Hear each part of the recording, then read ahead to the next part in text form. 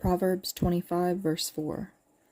Remove the dross from the silver, and a silversmith can produce a vessel. When we think on miraculous events in our lives, and in the Bible, we look most closely at the rescue, at the healing, at the good thing that happened. But I think we often tend to kind of skim over the bad, the horror of the situation, the actual real-life things and anguish of the experience. I wasn't there, but do I believe that Daniel didn't suffer? He chose to stand on his beliefs and pray and worship God even though it could cost him his life, but was there no fear, no uneasiness about it?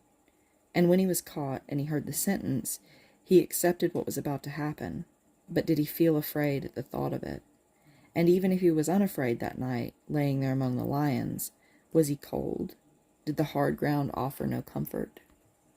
We're all going to suffer things in this life.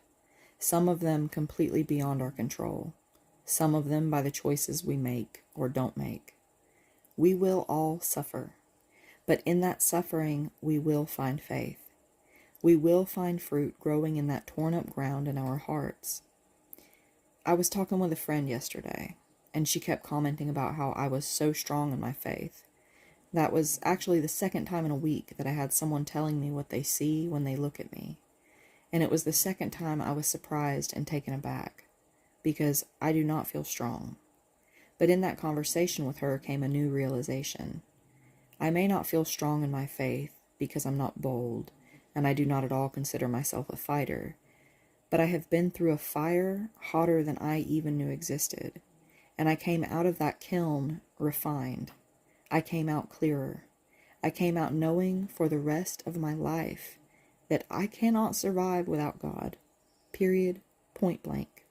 Without the intercession of Jesus and his great love, care, mercy, and healing, this person sitting here writing this wouldn't even exist. It was in the fire that I learned this.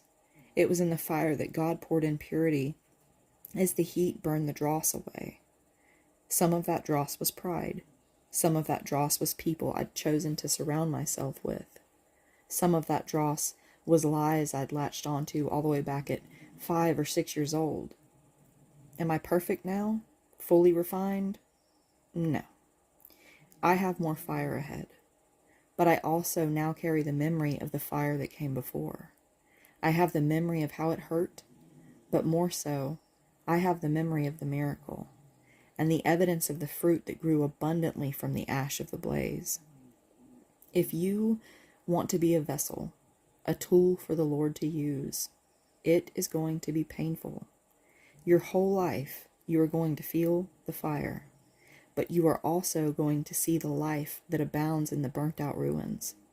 And I promise you, even when I'm so afraid, even when I'm wallowing in shame and struggling to see God's hand, I am also so beyond thankful, so beyond grateful, because every tear, every heartache, every second of agony and suffering, it is worth it. I would not trade 1 second of what I've been through for the greatest blessing I've ever received, knowing him.